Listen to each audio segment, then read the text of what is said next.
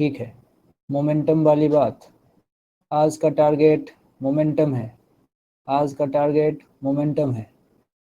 पूरी बात तरीके से सुनिएगा, आप लोग जीनियस हैं, सब आता है, लेकिन फिर भी मैं अपना रिवीजन कर लेता हूँ और मुझे चेक करो क्या मैं सही से रिवाइज कर रहा हूँ कि नहीं। जीनियस बच्चों के बीच मैं क्या मैं सही से रिवाइज कर रहा हूँ।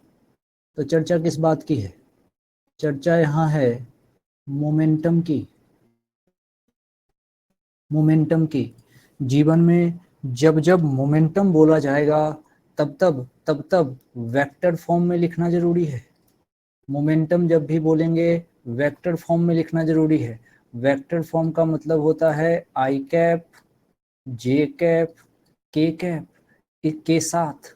ये जब भी होगा आई कैप, जे कैप, के कैप के साथ। किसको? मोमेंटम को। मोमेंटम जब भी लिखो आई कैप, जे कैप, के कैप के साथ लिखो। मोमेंटम जब भी लिखो आई कैप, जे कैप, के कैप के साथ लिखो। तो भाई ये मोमेंटम क्या है? मोमेंटम को कहा जाता है टोटल मोशन। मोमेंटम को कहा जाता है टोटल मोशन। और सोचो क्यों कहते होंगे? इसीलिए कि जब तुम चलोगे तो अपना वजन साथ लेके चलोगे, साथ लेके चलोगे। इसीलिए इसीलिए किसी बॉडी को अगर तुमने v वेलोसिटी से फेंक दिया, बॉडी का मास m है, तो ये इसका टोटल मोशन होगा और इसको लेके वो आगे बढ़ेगा। इस पूरे के पूरे product of mass and velocity को लेके आगे बढ़ेगा। अच्छा ठीक है भाई, अच्छी बात है, समझ गए। तो मास ये रहा, वेलोसिटी ये रही, तो इसके प्रोडक्ट भी वेक्टर ही होगा और उसको p वेक्टर लिखते हैं। तो सोचो डायरेक्शन किसका होगा? तो जो डायरेक्शन इंस्टेंटेनियस वेलोसिटी का वही डायरेक्शन मोमेंटम का। मोमेंटम का डायरेक्शन मतलब इंस्टेंटेनियस वेलोसिटी का डायरेक्शन। ये बात समझ में आनी चाहिए।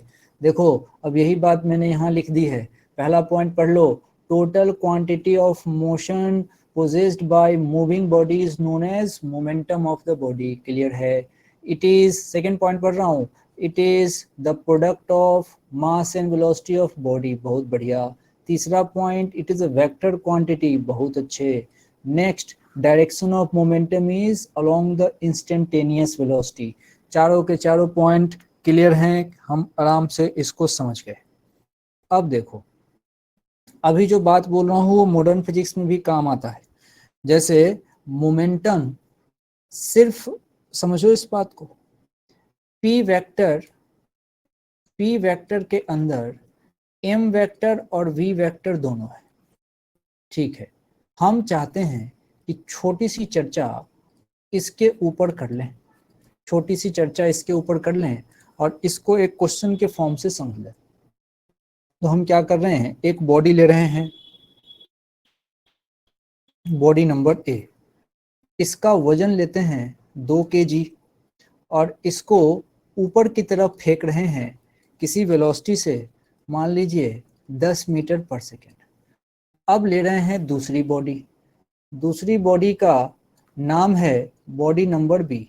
चलो भैया, इसके वजन को ले लिया हमने 4 kg, इसके वजन को हमने ले लिया 4 kg और इसको हमने फेंक दिया नीचे की तरफ, इसको हमने फेंक दिया नीचे की तरफ। अच्छा, नीचे की तरफ, ठीक है, ऐसे। अब किससे फेंका? तो इसको फेंक दिया मानो 5 मीटर पर सेकेंड से। अब हमसे पूछ रहा है कि क्या क्या क्या, तो ये कि body A and body B के मोमेंटम सेम है। छोटा सा सवाल है, तुम आंसर जानते हो। मोमेंटम सेम है क्या? दोनों बॉडी का मोमेंटम सेम है क्या? तो तुम कहोगे नहीं, सेम तो नहीं लग रहा। क्यों नहीं लग रहा सेम? इसको समझाता हूँ। क्यों नहीं लग रहा सेम? इसको समझाता हूँ। देखो कैसे मोमेंटम सेम कैसे नहीं है। हाँ, कुछ चीज अपने को समझनी है इसमें तरीके से। जैसे अभी ये 2 बॉडी है, फटाफट तुमने इसको लिख दिया, कोई प्रॉब्लम नहीं। आओ इसको बारी बारी से ऐसे करके समझते हैं। अच्छा, इस वाले केस को समझो, जो केस यहाँ दिख रहा है, इस वाले केस को ऊपर समझाता हूँ। यहाँ से अगर p वेक्टर लिखा जाएगा तो मास तो ठीक है और वेलोसिटी है हमारे पास 10 मीटर पर सेकेंड और डायरेक्शन ऊपर की तरफ है, तो ये प्लस जे कैप लिखा जाएगा। तो अब देखो प्लस का जे कैप मतलब इसका मोमेंटम किसका, ए का, ये हो गया 20, लेकिन डायरेक्शन इसका आया प्लस जे कैप। ओके, अब बी वाले की बात करते हैं, इस वाले को समझते हैं। इस वाले में मैं p वेक्टर लिखूंगा, p किसका, b का, तो मास मेरे पास 4 kg है। अच्छा, वेलोसिटी देखी जाए तो वेलोसिटी मेरे पास है इसकी 5 मीटर पर सेकेंड, लेकिन डायरेक्शन इसका माइनस का जे कैप की तरफ है। अब देखा जाए तो ये जो p वेक्टर का जो डायरेक्शन है वो इसको चेंज कर गया। देखो कैसे, क्योंकि मैग्नीट्यूड तो इसका भी 20 है, इसका भी 20 था, इसका भी 20 था, परंतु डायरेक्शन अलग है। क्या डायरेक्शन है, तो माइनस का जे कैप। तो बात ये है कि सीखने वाली बात ये है कि दोनों का मैग्नीट्यूड तो सेम हुआ लेकिन डायरेक्शन अलग हो गए। इसीलिए मैं कहूँगा कि जो पी ए वेक्टर है वो पी बी वेक्टर के इक्वल तो नहीं है, इक्वल तो नहीं है, एक बात। लेकिन दूसरी बात मैं तुरंत बोलूंगा कि जो पी ए वेक्टर का मैग्नीट्यूड है वो पी बी वेक्टर के मैग्नीट्यूड के इक्वल है। मैग्नीट्यूड तो सेम है 20-20 दोनों में, लेकिन डायरेक्शन अलग हो गए, डायरेक्शन अलग हो गए। सिंपल सवाल है, जानते हैं। अच्छा, अगली लड़ाई क्या है, अगली लड़ाई है कि अपने को ये देखना है कि how to calculate change in momentum. बिल्कुल, अब इसको क्वेश्चन के थ्रू देखेंगे, how to calculate change in momentum. Situation देख लीजिए, एक दीवार है और कह रहा है if after the collision ball rebounds with same speed then calculate change in momentum.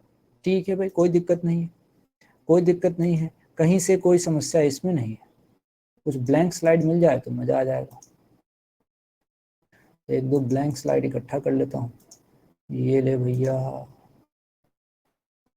ये ले भैया, तू भी ले, सही है। अब आओ समझते हैं क्या हो रहा है इसमें। ठीक है, देखिए सब आता है आपको, लेकिन बस देखो एक बार, देखो मैं रिवीजन कैसे कर रहा हूं अपना। अब देखो कहानी कितनी अच्छी है।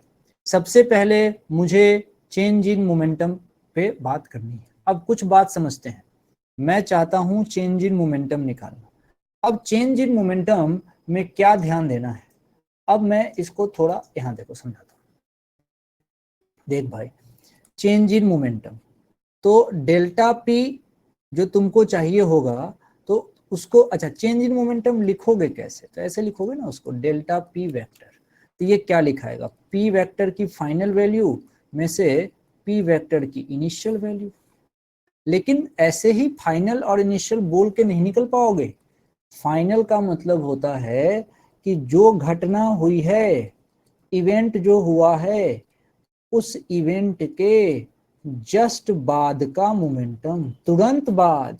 ये नहीं कि आज घटना हुई परसों की बात करेंगे, नहीं, तुरंत बाद, तुरंत बाद। अब पी इनिशियल ये होता है जो घटना हुई है। अच्छा, घटना क्या होती है यहाँ, यहाँ इवेंट का मतलब क्या, कोलिजन ही होता है क्या, बिल्कुल, कोलिजन भी बोल सकते हो, टक्कर होता है। यानी कि इवेंट के जस्ट पहले, इवेंट के जस्ट पहले, बहुत दिन पहले और बहुत दिन बाद की बात नहीं, इवेंट के जस्ट पहले और इवेंट के जस्ट बाद के मोमेंटम के चेंज को ही यहाँ हम कैलकुलेट करना चाहते हैं। अच्छा, अब जरा देखो, ये जो कहानी है इसमें इवेंट से जस्ट पहले, ओके कोई बात नहीं, समझ लेंगे। ये रहा बिफोर कोलिजन। बिफोर कोलिजन मेरे से कोई मोमेंटम पूछेगा तो मैं बोलूंगा पी वेक्टर की इनिशियल वैल्यू जो है मास और वेलोसिटी का प्रोडक्ट, लेकिन डायरेक्शन भी साथ में, तो वो प्लस का आई कैप लिखा जाएगा। क्योंकि डायरेक्शन के नियम सिंपल है भैया, इधर जाओगे तो प्लस आई, भैया इधर अगर उल्टा जाओगे तो माइनस आई, फिक्स बात है। अच्छा, तो ये तो पी इनिशियल हुआ, ठीक है भाई। अगर आफ्टर कोलिजन, आफ्टर मतलब जस्ट आफ्टर, तो अगर मेरे से कोई कहे आफ्टर कोलिजन, तो आफ्टर कोलिजन का मतलब पी फाइनल, इसका मतलब मास ठीक है, इस सिचुएशन को कंसीडर किया जाएगा। यहाँ यहाँ इसकी बात चल रही है, वेलोसिटी भी ठीक है, परंतु डायरेक्शन माइनस का आई कैप। अच्छा, ये रहा मेरा P final, M V minus का आई कैप। अब दो बातें, पहली बात, मेरे से चेंज इन मोमेंटम की पूरी वैल्यू कोई पूछे, मैं कहूँगा पी फाइनल में से पी इनिशियल, ओके। अच्छा, अब इसको तरीके से लिखूंगा, पी फाइनल लिखना होगा, देखो फाइनल में माइनस आया है, यानी कि minus M V I cap, इसको लिखूंगा minus M V I cap minus P initial, initial ऊपर वाला, एम वी और साथ में प्लस आई कैप, ठीक है भाई। तो ये एम वी और ये आई कैप। अब मुझे चेंज निकालना है, तो देखो बड़े आराम से हम कह सकते हैं कि जो ये डेल्टा पी वेक्टर यहाँ पे आया, ये माइनस माइनस ऐड हो जाएंगे, तो माइनस का 2mv आई कैप। कोई कहे कि भाई इसको थोड़ा और समझाओ कि माइनस का 2mv आई कैप का मतलब क्या है, मैं बोलूंगा देख 2 और mv ये दोनों मिलके तो इसके मैग्नीट्यूड बन गए, ये तो बन गया इसका मैग्नीट्यूड, ठीक है भाई। और साथ में जो ये माइनस का आई कैप है, ये इसका डायरेक्शन दिखा रहा है, ये इसका डायरेक्शन दिखा रहा है। तो इसका फायदा ये है कि जब दूसरे पॉइंट में कोई तुमसे पूछे ये जो डेल्टा पी वेक्टर आया है इसका मैग्नीट्यूड कितना है, तो इसको सीधा सीधा 2mv बोला जा सकता है। ये पूरी बात अपने को समझ में आनी चाहिए। इसका मतलब बॉडी जाए, ऐसे बॉडी जाए, टकराए और वापस आ जाए, तो चेंज इन मोमेंटम जो होता है, जब बॉडी जाए, टकराए और वापस आ जाए, तो चेंज इन मोमेंटम जो होता है वो 2mv होता है, वो चेंज इन मोमेंटम 2mv होता है। इस बात को समझना है कि बॉडी जाए, टकराए और वापस आ जाए, तो चेंज इन मोमेंटम 2mv होता है। इस बात को यहाँ से समझो। ये देखो कैसे है, बिल्कुल अगर मान लो ग्राउंड है, ये ग्राउंड है और ग्राउंड पे तुमने एम मास की बॉडी को ऐसे फेंका, बॉडी आई, टकराई और फिर से वापस चली गई, तो इस कंडीशन में जब मेरे से कोई पूछेगा डेल्टा पी वेक्टर का मैग्नीट्यूड कितना, तो मैं सीधा सीधा ध्यान रखूंगा 2mv बॉडी। अच्छा, इसको रीबाउंड भी कहते हैं, बॉडी का आना और टकरा के वापस जाना वो रीबाउंड कहलाता है, रीबाउंड रीबाउंड, ये 2mv होता है। ठीक है, अच्छी बात है, सब ठीक चल रहा है, ठीक से रिवीजन कर रहे हो, बढ़िया है, तुम लोग तो जीनियस हो, तुमको तो सब आता है। अब देखो, अब इसमें हम निकालना चाहते हैं चेंज इन मोमेंटम, ठीक है भाई, चेंज इन मोमेंटम। जरा इस क्वेश्चन पे चर्चा करते हैं, पहले चर्चा करते हैं फिर बाकी बातें। क्या चर्चा इसके अंदर हो सकती है, समझो। इस क्वेश्चन में देखो तुम इसकी खासियत, एंगल मेजर किसके साथ किया है, तो जो एंगल मेजर किया है ये एक दीवार होगी, इस दीवार के पास किसी ने बॉल थ्रो किया, ये रहा बॉल, इस बॉल को किसी ने थ्रो किया, वो बॉल टकराने के बाद ये है बॉल और वो इस लाइन पे आ गई। जो एंगल मेजर किया गया है, ये लाइन देखो, इस लाइन को देखो, ये लाइन दीवार पर परपेंडिकुलर है, ये लाइन दीवार पर परपेंडिकुलर है, और तुमने जो इनिशियल वेलोसिटी का जो एंगल मेजर किया है इसी परपेंडिकुलर वाली लाइन से मेजर किया है। तो सबसे पहले तो ध्यान देने वाली बात यहाँ पे ये है। अब मेरे से रही बात सवाल की सॉल्यूशन की, तो वो तो बाद की बात है, पहले मैं एक चीज समझ गया कि यहाँ जो थीटा मैं अभी मेजर करने वाला हूँ, थीटा वॉल के नॉर्मल के साथ है, थीटा वॉल के नॉर्मल के साथ है, मतलब मेरा जो रिजल्ट आएगा वो तरीके से इसके अकॉर्डिंग मेजर होगा, सही है। अब देखो क्या कह रहा हूं, अब देखो, अब जरा इस फोटो को लेके चलते हैं उधर, अब इसको यहाँ रखते हैं, चर्चा करते हैं इस पे, समझते हैं क्या है इसका मामला। चलो अच्छी बात है। ये देखो अब क्या है, सबसे पहले एंट्री हुई, ठीक है, एक पार्ट इधर, कोई वेक्टर होता है उसको रिजोल्व कर रहे हैं, एक पार्ट इधर, चलो कोई समस्या नहीं।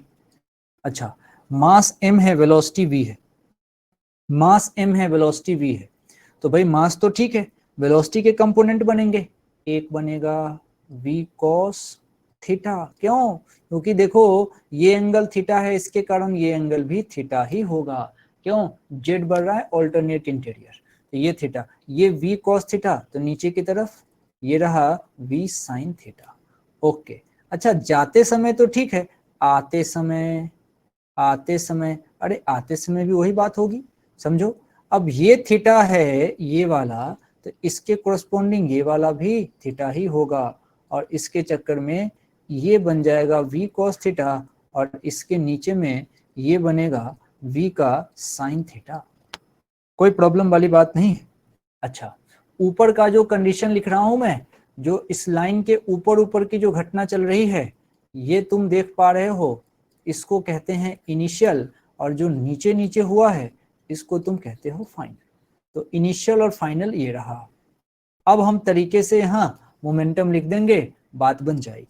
कोई मेरे से कहे कि भाई आप लिख के बताओ पी इनिशियल कितना हुआ, तो पी इनिशियल में लिखूंगा, देख अब सीधा mv से बात बनेगी नहीं, अब p इनिशियल मुझे लिखना है, तो मैं लिखूंगा भाई देख, जाते समय एक तो mv cos थीटा, लेकिन वो आगे की तरफ है, तो इसके डायरेक्शन को क्या लिखोगे, ये लिखोगे प्लस का आई कैप, तो mv cos theta I cap, अच्छा प्लस। अब दूसरा डायरेक्शन ये है, लेकिन ये नीचे की तरफ है, मतलब माइनस जे कैप, तो ये लिखाएगा आपका mv साथ में साइन थीटा और माइनस का जे कैप, नीचे है तो माइनस जे कैप। ओके, तो ये तो रहा पी इनिशियल। अच्छा, यही बात अगर पी फाइनल के लिए पूछी जाए, तो जाते समय, अब देखना, जाते समय तो ऊपर कथा लिख दिया, ये पी फाइनल मतलब टकरा के वापस आने के बाद, मतलब इस जोन में रहोगे, तो देखना एक तो इधर वाला डायरेक्शन है, तो ये तो माइनस का आई कैप और ये वाला माइनस का जे कैप, तो पी फाइनल कैसे लिखा जाएगा, तो एक तो लिखा जाएगा मास, अब वेलोसिटी कितनी, तो v cos थीटा और डायरेक्शन माइनस का आई कैप, हाँ नेट है जोड़ेंगे, ठीक है साइन के साथ, लेकिन अच्छा, तो एम वी, अब एक है हमारे पास साइन थीटा और डायरेक्शन कौन सा, तो भाई नीचे की तरफ कितना आया, तो माइनस का जे कैप, माइनस का जे कैप। अब बहुत अच्छा, कोई दिक्कत नहीं है, हमने दोनों चीजें लिख दी, पी इनिशियल भी लिख दिया और साथ साथ हमने पी फाइनल भी लिख दिया। अब पी इनिशियल पी फाइनल दोनों लिख चुके हैं, अच्छी बात है। अब बस इसको घटाना है, और घटाते ही चेंज इन मोमेंटम मिल जाता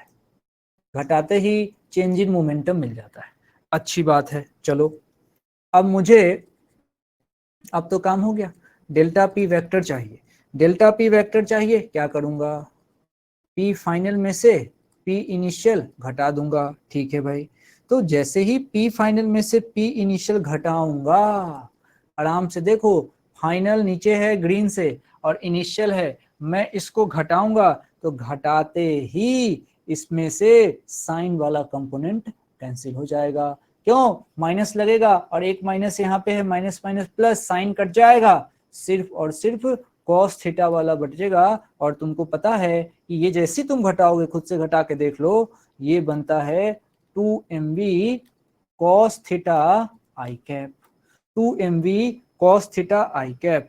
अब यहां से कोई पूछे कि इसको तरीके से लिखिए तो मैं लिख सकता हूं कि भाई delta P vector 2 mv cos theta, चलो ठीक है, और डायरेक्शन में माइनस का आई कैप। कोई पूछे कि इसका मैग्नीट्यूड कितना होगा तो मैं कहूंगा 2 mv cos थीटा, परंतु इसको रटूंगा नहीं, समझूंगा कि यहाँ जो थीटा है, ये जो मैंने थीटा निकाला है, थीटा वॉल के परपेंडिकुलर से मेजर किया है, मेजर किया है। वॉल पे पहले परपेंडिकुलर डाला, जैसे मिरर पे पहले परपेंडिकुलर डालते हैं, और वहां से angle of incidence, angle of reflection या एंगल ऑफ रिफ्रैक्शन मेजर करते हैं। क्वेश्चन थोड़ी सी शैतानी करता है, क्वेश्चन ऊपर से एंगल दे देता है, दीवार के साथ देता है एंगल। अपने को दीवार के साथ नहीं लेना है, दीवार पे पहले नॉर्मल डालना है और उससे एंगल लेना है, उससे एंगल लेना है, तब जाके जो है बात समझ में आएगी। तो आपको सवाल आगे मिल जाएगा, सवाल आगे मिल जाएगा जिसमें क्या रहेगा समझिए, जिसमें ये देखिए सवाल कैसा रहता है। क्वेश्चन, दीवार ऐसे बनाते हैं, ठीक है, दीवार एक बार और बना दिया, तो ये तो आपने दीवार बना दी, चलो दीवार बना दी, दीवार बना दी, दीवार बना दी, दीवार पे नॉर्मल डाल दिया, ठीक है भाई, दीवार पे नॉर्मल डाल दिया। अब एक ये आने का और एक ये जाने का, ठीक है, मान लो यहाँ पे देखे तो एक ये आने का और एक ये जाने का भी बना देते हैं, मान लो एक आने का और एक जाने का। अब वो यहां से एंगल दे देगा 30 डिग्री, लेकिन अपने को 30 नहीं लेना है, अपने को तो ये एंगल लेना है 60 डिग्री। तो हमारे लिए ये सही है, ये गड़बड़ है, दीवार से एंगल लेना ही नहीं है, दीवार पे नॉर्मल डाला, उससे एंगल लिया। चलिए अब ये सवाल करिए, ये सवाल करिए।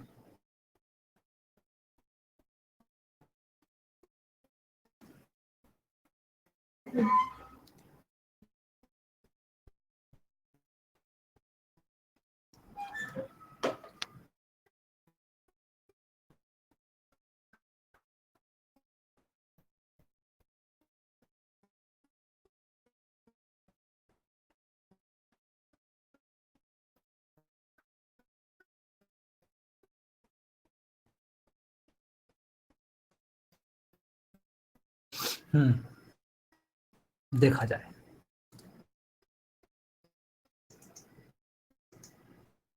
देखिए क्या कह रहा है। एक पार्टिकल है जिसका मास m है, प्रोजेक्ट किया गया है u वेलोसिटी के साथ किसी एंगल थीटा के साथ, और थीटा इसने ग्राउंड से मापा है।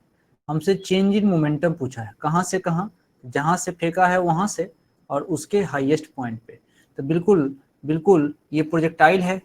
अच्छा, ये कहानी है, ये इस तरीके से। अब ये ऐसे इसको फेंका है, जब फेंक रहे थे तो ये रहा फाइनल। अच्छा, जब इसको फेंका गया था, जब इसको फेंका गया था तो यहाँ से जो वेलोसिटी थी, ये माना इसको हमने यहाँ से u वेलोसिटी से, जो क्वेश्चन कह रहा है कि आप u से फेंको, तो चलो भैया हमने u से फेंक दिया, और क्वेश्चन ने कहा कि यहाँ से थीटा एंगल बना लेते हैं। तो बढ़िया बात है, जब ऐसी कहानी हो जाती है तो इधर का जो एंगल बनेगा, इधर का ये जो एंगल बनेगा, ये देखिए इसका बच्चा रो रहा है यार। तो बच्चे आजकल लोग कितने लेके आते हैं फालतू। u cos theta direction. ये एक बात बताओ, किसी बच्चे के रोने की आवाज जा रही है क्या? सड़क पे कोई रो रहा, मेरे कान में आ रही, तुम लोगों को जा रही है क्या?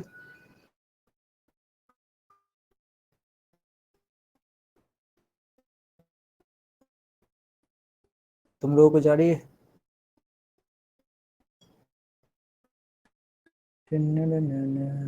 मैसेज कहाँ भाग गया भाई?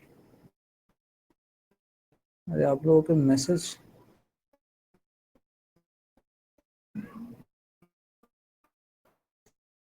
एक मिनट रुको, पहले तो मैं गेट वेट बंद करूं। मुझे बच्चे का रोने का साउंड बहुत इरिटेट करता है, चाहे वो बच्चा 4 कोस दूर क्यों न रो, मेरे कान तक आवाज आ जाती है। और कोई कोई बच्चा ना बहुत खराब रोता है, एक्सट्रीम लेवल का खराब रोता है, उसको रोने ही नहीं आता।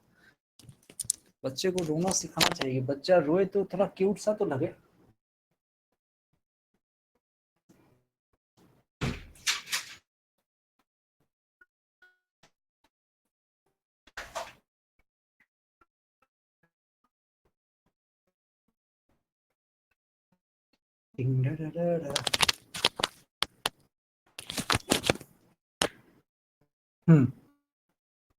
चलिए चलिए चलिए चलिए, बढ़िया, आप लोगों को नहीं आ रही। आदर्श भाई को मैं नहीं आ रही, तो पड़ोसी है मेरा। हाँ चले, ये यू है और ये यू है, और ये यू cos थीटा और साइन कोई पूछे तो आई कैप, ये बढ़िया है। और ऊपर वाला कोई मेरे से पूछे तो मैं कहूंगा भाई भाई देख, यू साइन थीटा और प्लस का जे कैप, बढ़िया। अब ये देखो, मैक्सिमम हाइट पे जाऊंगा तो ऊपर ले जाने वाला जो था वो खत्म हो चुका है, तो एक ही है जो आगे ले जा रहा था, और वो है यू cos थीटा और साथ में प्लस का आई कैप। अच्छा, यानी कि देखना ये बड़ा अच्छा है, जो हॉरिजॉन्टल कंपोनेंट होता है वो पूरे जीवन सेम रहता है, अगर बात हम प्रोजेक्टाइल की कह रहे हैं, और हमारे में वहां पे एक्सलेशन का काम सिर्फ जी करता है, ठीक है। और डायरेक्शन का कोई दिक्कत नहीं। हमसे 2 पॉइंट की बात करी, किस किस की बात करी देखिए, एक तो इसने कहा इसकी सोचो, दूसरा इसने कहा इसकी सोचो, तो सिर्फ 2 पॉइंट की बात करी। अच्छा ठीक है, तो फाइनल माइनस इनिशियल, सोच के देखो, हम जब यहाँ पे बात हो रही है तो ये सिचुएशन कहलाएगा फाइनल।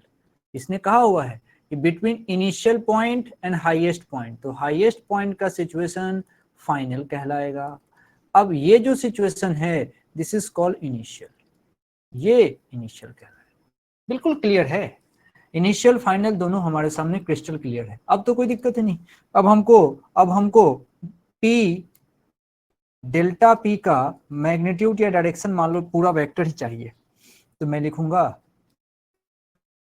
अरे भाई, पी फाइनल और साथ में पी इनिशियल, बस हो गया, पी फाइनल और पी इनिशियल। अब मैं चुपचाप लिख देता हूँ, पी फाइनल की बात करोगे तो ये तो हो गया M U cos theta I cap, चलो P final minus P initial.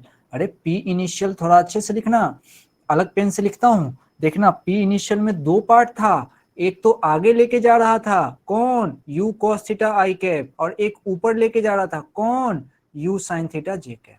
तो भाई दोनों लिखेंगे, तो देखना एक में लिख रहा हूं, पहले माइनस लगा दिया, एक में लिख रहा हूं M U cos theta I cap, दूसरा दूसरा यहीं पे M U sine theta J cap, bracket close.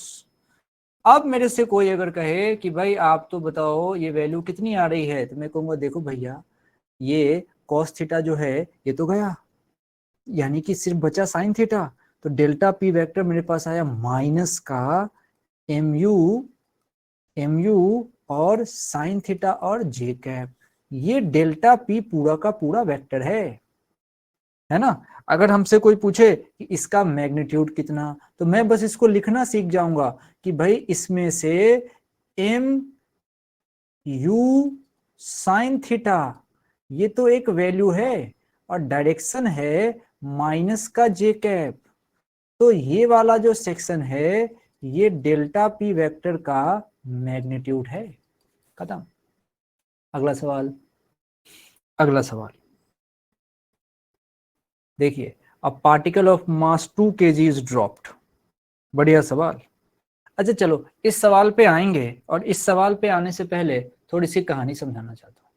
इस सवाल पे आ जाएंगे, लेकिन यहाँ आने से पहले थोड़ी सी कहानी समझाना चाहता हूँ, कुछ चीजें समझते हैं फिर आ जाएंगे इस पे।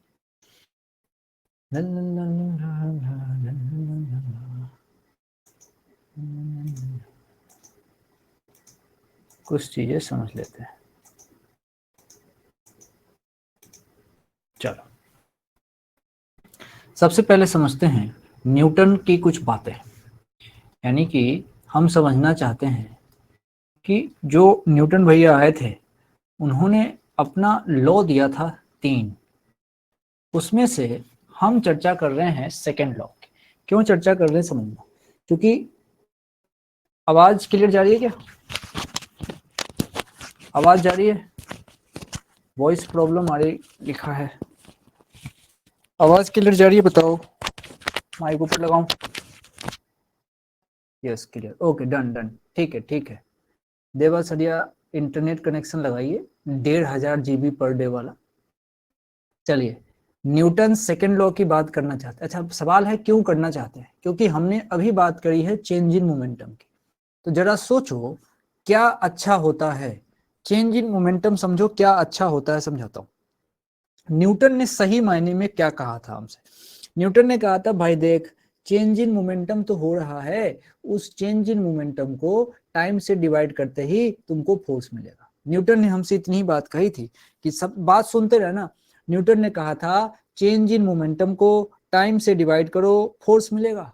न्यूटन ने सिंपल कहा, न्यूटन ने कहा कि भाई पहले तो मोमेंटम में चेंज होना चाहिए, मोमेंटम में चेंज होना चाहिए। तो change in momentum, change in momentum को टाइम से डिवाइड करो, टाइम से डिवाइड करो, इतना करते ही फोर्स मिलेगा। ये बात कह के गए न्यूटन। अब लोग क्या है, इसको अपने अपने तरीके से समझाते हैं, जिसको जो समझ में आता है। अब देख, गीता में जो बात लिखी है वो तो गीता वाली बात तो फिक्स है, श्लोक वही है, लेकिन तुम जितने बाबा के पास जाओ वो बाबा उसमें से अपने अपने तरीके से मीनिंग निकालता है और अपने को समझाता है। तो न्यूटन बाबा तो छोटी सी बात कह के गए कि चेंज इन मोमेंटम को टाइम से डिवाइड करो, फोर्स मिलेगा। अब उसके बाद तरह तरह के टीचर आए, तरह तरह का स्टाइल बना, तरह तरह से उसका डेफिनेशन बना, अलग अलग किताबें बनी और बात चलती गई। तो तुम सोचो, न्यूटन ने कुछ बातें प्रिसाइज की। उसने कहा कि जो मैं जिस फोर्स की बात कर रहा हूं, सही मायने में वो फोर्स का नाम होता है एक्सटर्नल फोर्स। और प्रिसाइजली पूछोगे तो ये फोर्स है तो कैसा है, तो वेक्टर है। अच्छा, और अच्छा पूछोगे तो मैं सिर्फ फोर्स की बात ही नहीं कर रहा, एक तो मैं एक्सटर्नल फोर्स की बात कर रहा हूं और दूसरा नेट फोर्स की बात कर रहा हूं। तो नेट एक्सटर्नल फोर्स का डेफिनेशन दिया न्यूटन ने कि जो चेंज इन मोमेंटम को टाइम से डिवाइड करोगे तो जो वहां से वैल्यू आनी है उसको बोलते हैं नेट एक्सटर्नल फोर्स। अब इतना लंबा चौड़ा कोई क्यों लिखे, तो लोग फोर्स लिख के छोड़ देते हैं, लेकिन तुम फोर्स का मतलब समझना। फोर्स के अंदर दो बातें, एक तो वो नेट फोर्स है और दूसरा वो एक्सटर्नल फोर्स है, अगर न्यूटन लॉ की बात चल रही है तो।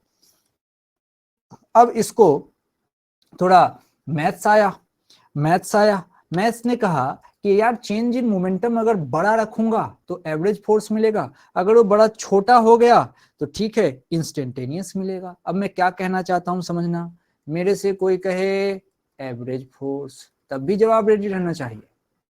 मेरे से कोई कहे कि भाई एवरेज नहीं, मैं तो इंस्टेंटेनियस फोर्स की बात करना चाहता हूं, तब भी जवाब रेडी रहना चाहिए। तो सोचो, फोर्स चाहे कोई भी हो, होना तो मोमेंटम का चेंज अपॉन टाइम ही है। हाँ, बड़ा चेंज होगा तो एवरेज और छोटा चेंज होगा तो इंस्टेंटेनियस। तो देखना, जब हमसे एवरेज फोर्स पूछा जाएगा, इफ एवरेज पूछा जाएगा, तो मैं उसको लिखूंगा delta P vector upon delta T, थोड़ा बड़ा समय की बात है।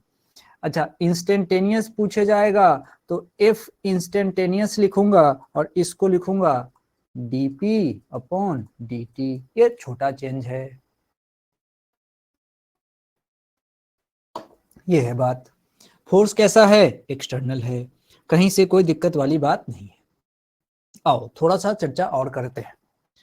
अब जब बात ये हो रही है कि जो फोर्स निकल के आता है, चल भाई कौन सा, एक्सटर्नल, जो फोर्स निकल के आता है वो आता है मास इनटू वेलोसिटी की बात अभी करने वाले हैं, थोड़ा ध्यान देखना, मोमेंटम वाली चीजों को भी याद रखना। पहली बात, जो एफ एक्सटर्नल आएगा वो आएगा dp अपॉन dt। फिर मन में एक विचार आएगा कि थोड़ी देर पहले हमने देखा है ये p के अंदर दो लोग हैं, मास भी है और वेलोसिटी भी है। डायरेक्शन देने का काम सिर्फ वेलोसिटी कर रहा है, और वेलोसिटी का है कि इंस्टेंटेनियस वेलोसिटी। इंस्टेंटेनियस वेलोसिटी का डायरेक्शन मतलब मोमेंटम का डायरेक्शन।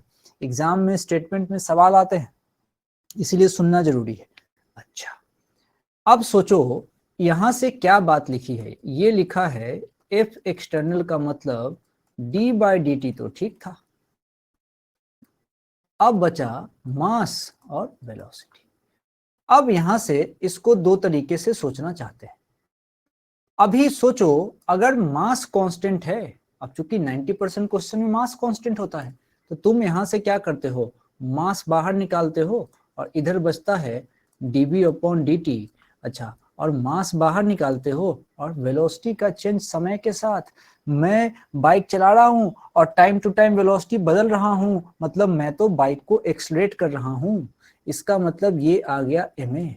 तो यहां से एक रिलेशन निकल के आ गया तुम्हारे पास। कौन सा रिलेशन? वो रिलेशन है F बराबर ma। ये F बराबर ma सही मायने में एक स्पेशल केस है, एक स्पेशल केस है। कोई पूछे असली असली न्यूटन सेकेंड लॉ कौन है, तो तुम तुरंत कहना असली न्यूटन का सेकेंड लॉ तो है चेंज इन मोमेंटम को टाइम से डिवाइड करो। मतलब न्यूटन ने हमसे कहा था कि जीवन में फोर्स अगर लगेगा तो मोमेंटम का चेंज होना मस्ट है। कैसे भी बोलो, बात वहां से समझ में आ जाती है कि जब तक मोमेंटम बदलेगा नहीं तब तक फोर्स लगने का सवाल ही नहीं उठता। और मोमेंटम का बदलना मतलब वेलोसिटी का बदलना, और वेलोसिटी का बदलना मतलब वेलोसिटी के मैग्नीट्यूड का बदलना, या फिर उसके डायरेक्शन का बदलना, या फिर दोनों का बदलना। फिर से बोलता हूं, मेन किसको बदलना है? वेलोसिटी के डायरेक्शन को बदलना, वेलोसिटी के मैग्नीट्यूड को बदलना, या दोनों को बदलना। इसीलिए फोर्स की बात अगर कहीं हो रही है तो पक्का वेलोसिटी वेक्टर बदल रहा है, उसका मैग्नीट्यूड बदले, डायरेक्शन बदले, या दोनों बदल जाए। बात पूरी अच्छे से समझ में आनी चाहिए। रट्टू तोता टाइप की बात रटने से बात नहीं बनेगी, तुमको स्टेटमेंट वाले सवाल फंसा देंगे, तो पूरा नॉलेज रखो। चलो अब यहाँ पे आ गए। अच्छा, एक लड़ाई अभी और है, वो यहाँ पे है। कुछ सवाल तुम देखते होगे रॉकेट प्रोपल्शन वाले सवाल। रॉकेट प्रोपल्शन, टीचर उसका पूरा माहौल बना के आते हैं पढ़ाने। रॉकेट प्रोपल्शन वाले सवाल, अब पाइप से फ्लो रेट वाले सवाल, उसमें तुम देखते होगे v dm बाई dt लिखा रहता है। और ये dm बाई dt ही कभी मास फ्लो रेट, कभी rate of fuel consumption rocket propulsion में आता है, मास फ्लो रेट पाइप वाले सवाल में आता है। तो तुम सोचो फोर्स का एक और फॉर्मूला होता है v dm बाई dt, लेकिन ये कब लगाओगे? जब मास टाइम के साथ चेंज हो रहा होगा। dm बाई dt का यही तो मतलब है कि टाइम के साथ मास बदल रहा होगा। बिल्कुल टाइम के साथ मास बदल सकता है, फ्यूल का कंजम्पशन होगा, मास बदल जाएगा। रॉकेट मैंने जब यहाँ से फायर किया तो कुछ और फ्यूल था, ऊपर गया कुछ और फ्यूल, हर समय पे फ्यूल कंज्यूम हो रहा है, मास बदलेगा। पानी का फ्लो रेट चेक करना होता है, उसमें dm बाई dt यूज करते हैं। तो दो तरह के सवाल में इसको यूज करेंगे। कब करेंगे? एक पाइप वाला सवाल, एक कब करेंगे? रॉकेट वाला सवाल। अब दोनों पढ़ेंगे बाद में, इस दोनों को बाद में पढ़ेंगे, अभी पढ़ने वाले हैं, बाद में पढ़ेंगे। बाद में मतलब अगले साल नहीं, अभी 1 से 2 लेक्चर बाद। तो ये कहानी है। तो क्या कंक्लूजन क्या है कि भाई एफ एक्सटर्नल देखते ही मेरे मन में पहले आना चाहिए डीपी बाई dt। अब उसके बाद से देखना है कि भाई उसमें क्या कांस्टेंट है, क्योंकि पी के अंदर 2 लोग हैं। मास कांस्टेंट होता है 99% सवाल में, क्योंकि पाइप और रॉकेट प्रोपोर्शन के अलावा आपको कोई लफड़ा मिलेगा नहीं। तो उसमें आप सीधा सीधा मास बाहर निकाल के डीबी बाई dt। तो तुम देखना ज्यादा से ज्यादा कोई पूछते न्यूटन सेकेंड लॉ क्या, एफ बराबर में। न्यूमेरिकल सॉल्व करना होता है एफ बराबर में, क्योंकि मात्र ये पाइप वाला केस, ये पाइप वाला केस और ये रॉकेट वाला केस अपने को इससे काम चल जाता है, इसी में डीएम बाई dt लगाना होता है। लेकिन तरीके से समझना है, और आपको आगे बताऊंगा ये v जो होता है, ये v सही मायने में v नहीं, v रिलेटिव होता है। बोलो, फिजिक्स में v वेलोसिटी नाम की चीज ही नहीं होती। फिजिक्स में वेलोसिटी नाम की कोई चीज नहीं होती। वेलोसिटी तो रिलेटिव टर्म है। मैं हो सकता है यहाँ बैठा हूँ, लेकिन कोई बाइक से चलता हुआ आदमी को देखेगा तो मैं उसके लिए दूर जा रहा हूँ, मतलब मैं चल रहा हूँ। तो सही मायने में v नहीं, v रिलेटिव है, और जब रॉकेट पढ़ेंगे तो वहां पे उसको और डिटेल में इसको समझेंगे। चलिए थोड़ा आगे बढ़ते हैं, थोड़ा आगे बढ़ते हैं, इस बात को अच्छे से समझते हैं। एक सवाल था अभी आपके लिए, ये देखिए, ये सवाल है, अभी आपको इसको करना है। देखिए, particle of mass 2 kg, particle of mass 2 kg। अच्छा सवाल है, बढ़िया से पढ़िए। Particle of mass 2 kg is dropped from height 80 meter, and after striking the ground it rebounds to a height of 5 meter।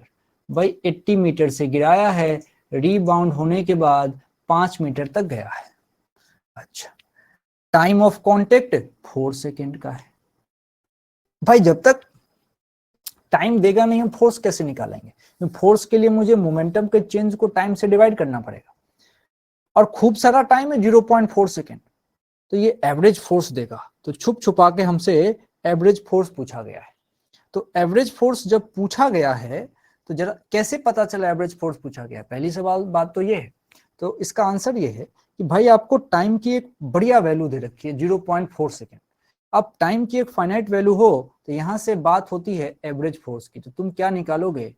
F average, इसका magnitude निकालना चाहते हो तो उसके लिए तुमको डेल्टा पी वेक्टर का मैग्नीट्यूड निकाल के और नीचे उस टाइम से डिवाइड करना पड़ेगा, तो आंसर आएगा। लड़ाई है पी फाइनल और पी इनिशियल की, पी फाइनल की और पी इनिशियल की। बस इसी चीज को समझ लेते हैं, बात बन जाएगी। मैं तुमको एक चीज समझाना चाहता हूँ। शुरू में ये बता के आया था कि भाई देख, पी फाइनल और पी इनिशियल में घबराना नहीं है। पी फाइनल और पी इनिशियल में घबराना नहीं है। पी फाइनल मतलब सीधी बात कि भाई कोलिजन से जस्ट पहले तुरंत पहले की स्थिति बताओ, 4 दिन पहले की नहीं। और ये है पहले, पागल हो गया क्या मैं? फाइनल है ना, बाद लिखेगा ना नालायक। कोलिजन से जस्ट बाद, तभी तो हुआ फाइनल। और पी इनिशियल, इसमें लिखोगे कोलिजन के जस्ट पहले। अच्छा ठीक है भाई, ठीक है भाई। अब आ जाओ, इस बात को समझो क्या चलेगा। ओके, थोड़ा डार्क कर ले, क्या बड़ा कर लेते। आओ, ये देखो, ये टक्कर यहाँ पे होना है। अब देखो बॉल लेके आते हैं। अब पहली बात तो ये है कि इस बॉल को 80 मीटर से किसी ने गिराया था। इस बॉल को 80 मीटर से किसी ने गिराया था, ठीक है भाई। तो 80 मीटर से बॉल इस तरीके से गिरता हुआ आया।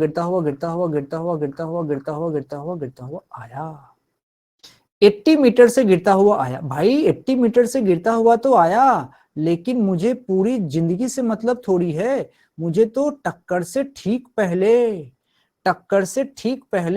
मतलब इस लाइन से ठीक ऊपर रहे तो मेरा काम हो जाएगा। अब ठीक ऊपर रखूं या सटा दूं फर्क नहीं पड़ता, लेकिन देखो टेंडेंसी समझो, ये कोलिजन के ठीक पहले की स्थिति ये है। ठीक पहले की स्थिति ये है, ये नहीं है, नीचे की स्थिति है। कोलिजन से ठीक पहले की स्थिति ये है। और हाँ, ये गिर कहां से रहा है?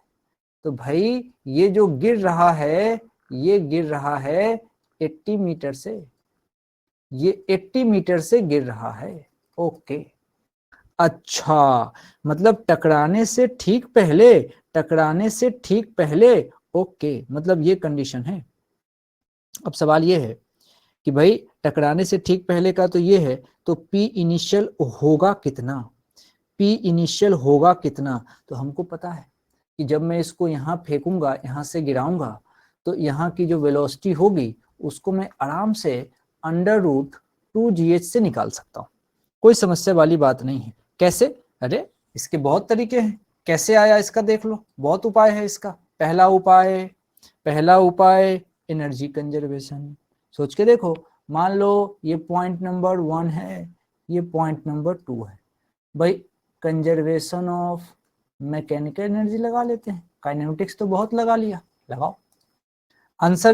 आंसर से ज्यादा इंपॉर्टेंट तुमको मेरी कहानी है। आंसर तो तुमको पता है, ठीक है, कर दोगे, आ गया होगा। अब चुपचाप बात सुनो भाई। कंजर्वेशन ऑफ मैकेनिकल एनर्जी कहाँ लगाएंगे? पॉइंट 1 और पॉइंट 2 के बीच लगा रहे हैं। सोचो हो क्या रहा है। मैं लिखना चाहता हूं पोटेंशियल एनर्जी पहले नंबर पॉइंट का प्लस काइनेटिक एनर्जी पहले नंबर पॉइंट का इक्वल्स टू पोटेंशियल एनर्जी दूसरे नंबर पॉइंट का प्लस काइनेटिक एनर्जी दूसरे नंबर पॉइंट का। अरे यही तो होता है कंजर्वेशन ऑफ मैकेनिकल एनर्जी। बिल्कुल इसको पढ़ना वर्क पावर एनर्जी में, लेकिन यहां से माहौल बनाना है धीरे धीरे वहां के लिए। पोटेंशियल एनर्जी 1 पॉइंट का, भाई साहब यही रेफरेंस है। पोटेंशियल एनर्जी की बात जीवन में जब जब हो, रेफरेंस लेना जरूरी है। तो रेफरेंस से पोटेंशियल एनर्जी यहाँ पे हाइट mgh। तो पोटेंशियल एनर्जी कोई तुमसे पूछे तो तुम कहोगे mgh। ओके, काइनेटिक एनर्जी 1 की, अरे भाई ड्रॉप किया है, तो ड्रॉप करते समय इसकी वेलोसिटी होती है 0। ड्रॉपिंग मतलब वेलोसिटी 0, तो काइनेटिक एनर्जी 1 पॉइंट की 0। ओके, अब 2 का क्या? अरे 2 पे तो तुम आ गए, तो हाइट हो गई 0, इसका मतलब पोटेंशियल एनर्जी 2 पॉइंट की 0 प्लस काइनेटिक एनर्जी 2 पॉइंट की। काइनेटिक एनर्जी ऊपर से गिरोगे, खूब सारी वेलोसिटी, माना वहां की वेलोसिटी v है, तो हाफ mv²। तो वो इसी को कुछ लोग ऐसे लिख देते हैं कि जो पूरी की पूरी पोटेंशियल एनर्जी है वो काइनेटिक में कन्वर्ट हो गई, मतलब जो mgh है वही हाफ mv² बन गया। और यहां से वो v जैसे लिखते हैं तो उनको आता है √2gh।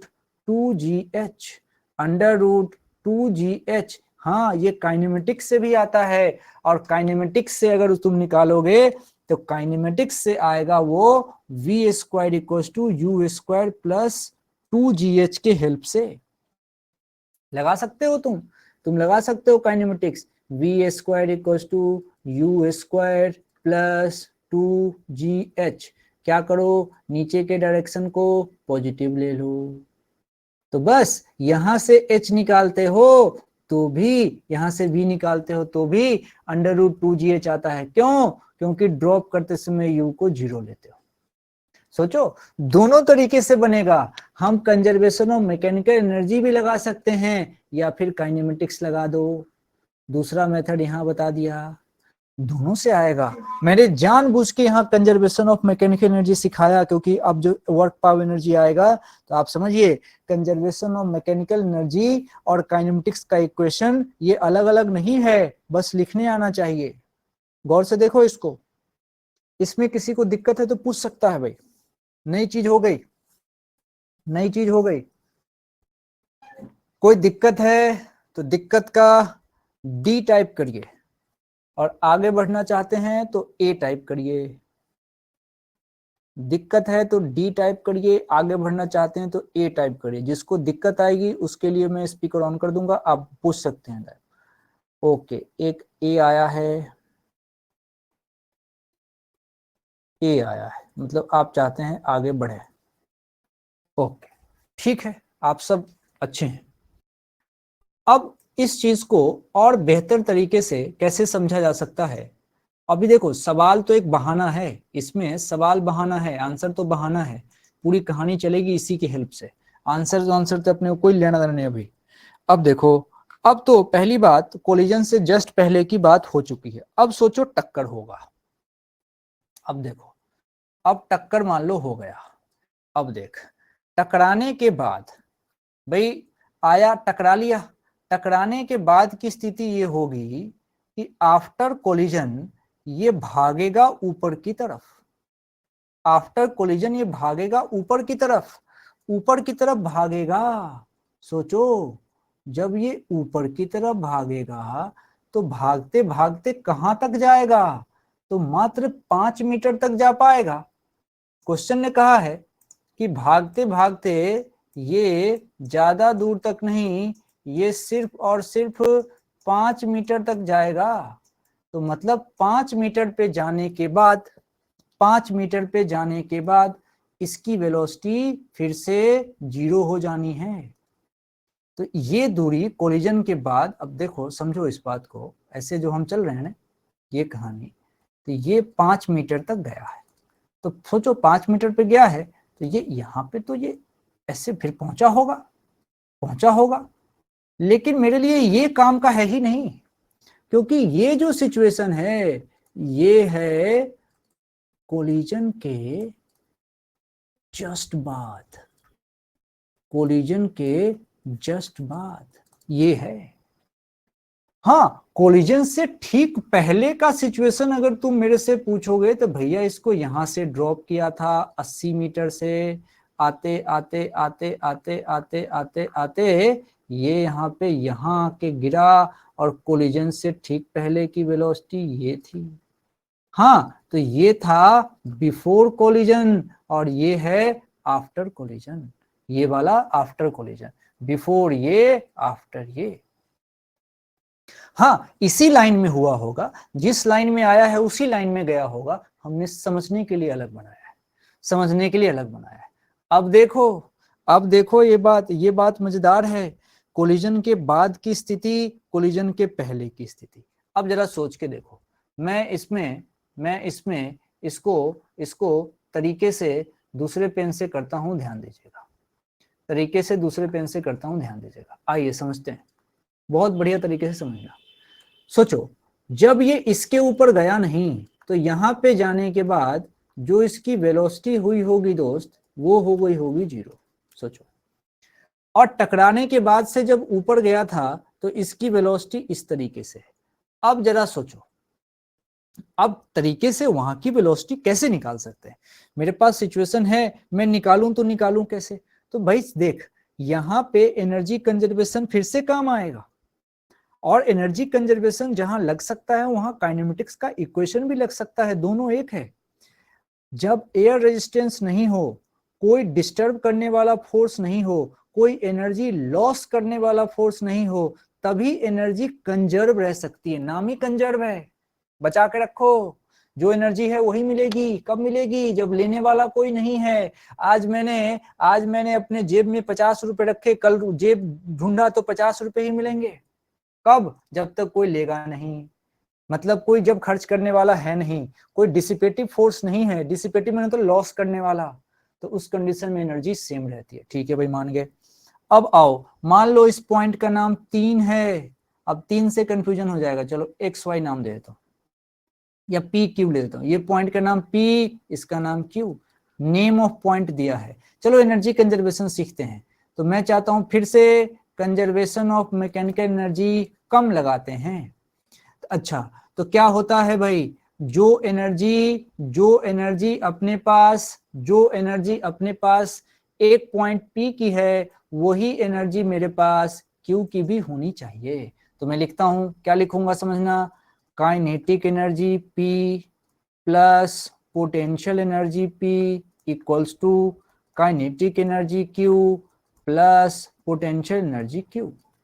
अब बात बिल्कुल क्लियर है कि भाई मैं तो P से बॉडी ऊपर जा रही है, ऊपर जाते समय इसके पास खूब सारी वेलोसिटी होगी, माना वेलोसिटी v है, तो इसकी वेलोसिटी ऐसी v मान रहा हूं, तो हाफ mv²।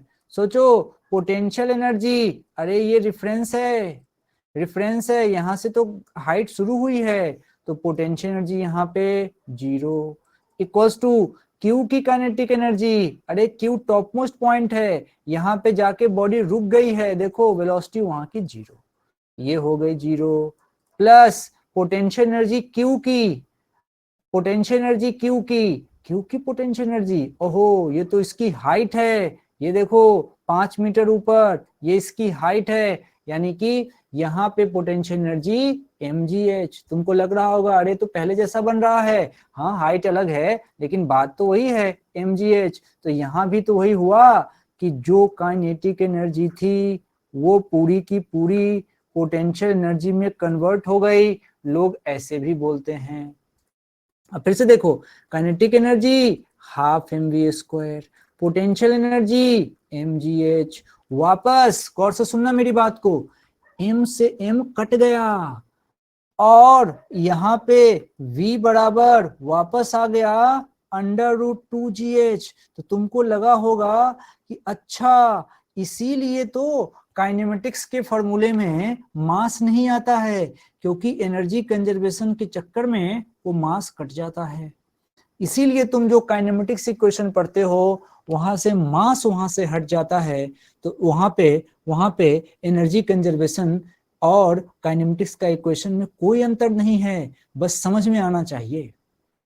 अब मैं चाहता हूं आज 18 जून 2025 को रात के 9:39 पे, नहीं भैया 10 बज गया है, तो 10:39 पे तुम ये चीज सोचो और ये चीज अपने आप को समझाओ कि जीवन में जब भी मैं कोई सवाल एनर्जी कंजर्वेशन से बना पा रहा हूं, इसका मतलब वो सवाल काइनेमेटिक्स के इक्वेशन से भी बन सकता है। और इसीलिए काइनेमेटिक्स इतना खास है कि काइनेमेटिक्स सबसे बेसिक है। एनर्जी कंजर्वेशन से बने या काइनेमेटिक्स से बने, दोनों एक ही बात है, दोनों एक ही बात है, समझिए। तो काइनेमेटिक्स और एनर्जी कंजर्वेशन दोनों एक स्टाइल है। अब देखो, कॉपी पेस्ट खेल लीजिए। आइए इस चीज को समझते हैं। अब थोड़ी सी बात मैं और करना चाहूंगा, वापस लेके चलूंगा आपको इनिशियल सिचुएशन पे। तो इस जो सिचुएशन की नाम चल रही है यहाँ पे देखिए, ये मैं इसका नाम देना चाहता हूं इनिशियल। मैं यहां से इनिशियल नाम इसको देना चाहता हूं। किसको? ये देखिए, ये कहानी, ये देखिए। अब आइए, अब मुझे आराम से देखिए, क्या मैं सही हूं? मुझे P इनिशियल लिखना है, तो लिखूंगा मास इंटू V इनिशियल। अच्छी बात है, मास में तो कोई समस्या नहीं है, मास में कोई समस्या नहीं है। मास मेरे पास है इसका 2 kg। वेलोसिटी, कोलिजन से ठीक पहले की वेलोसिटी, अब देखिए कोलिजन से ठीक पहले की जो वेलोसिटी आएगी वो आएगी √2gh। √2gh, ओहो, √2, थोड़ा बड़ा कर लेते हैं, gh। डायरेक्शन इंपॉर्टेंट है, because we are talking about momentum. Direction नीचे की तरफ है, नीचे की तरफ है, समझिएगा। तो ये जो डायरेक्शन है, ये देखिए, ये वाला डायरेक्शन तो क्या कहलाएगा? माइनस का जे कैप। ये इंपॉर्टेंट है लिखना, तो माइनस का जे कैप। बस काम खत्म।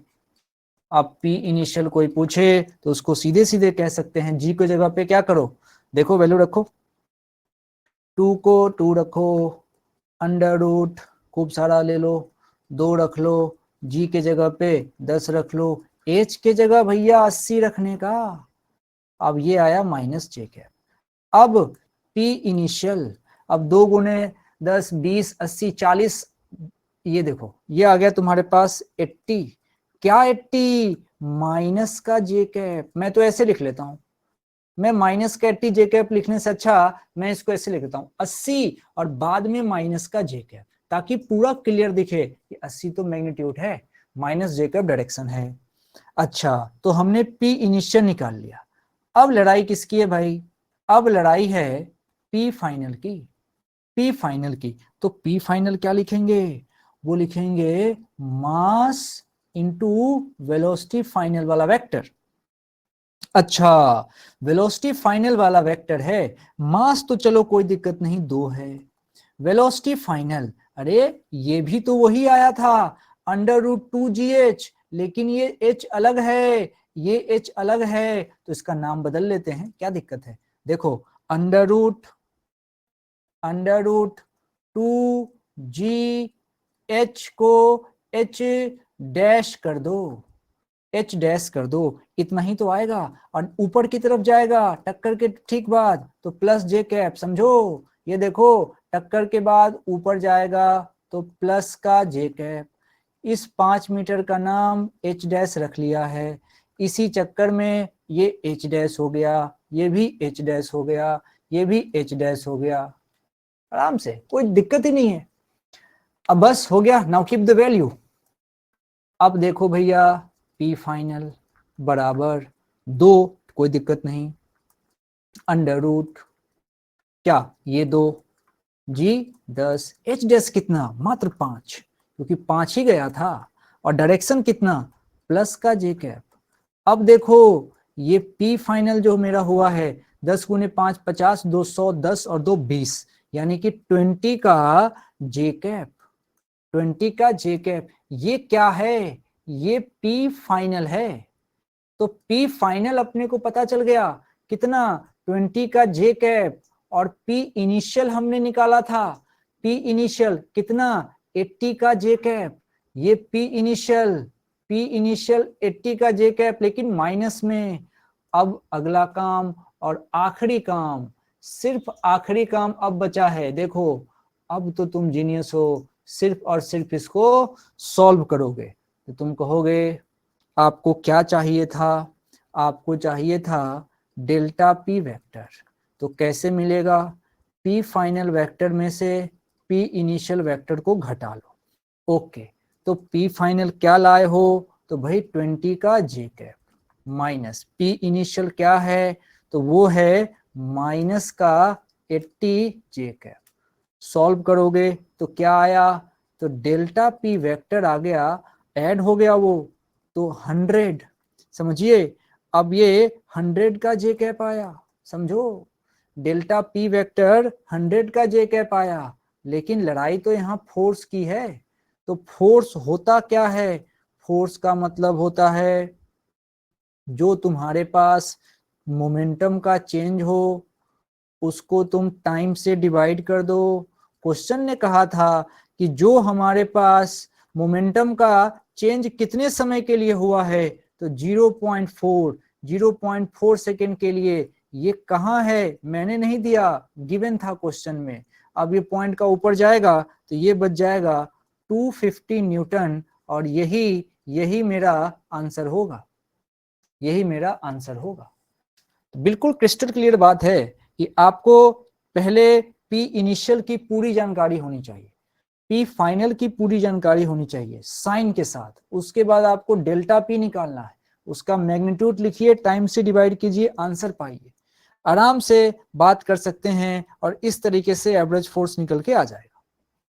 तो भैया ये बात थी थोड़ी सी चेंज इन मोमेंटम की। अब इसी बात को नेक्स्ट क्लास में कंटिन्यू करेंगे। नेक्स्ट क्लास में इसके ऊपर बात होगी। जिसको दिक्कत है वो रुके, बाकी लोग जा सकते हैं।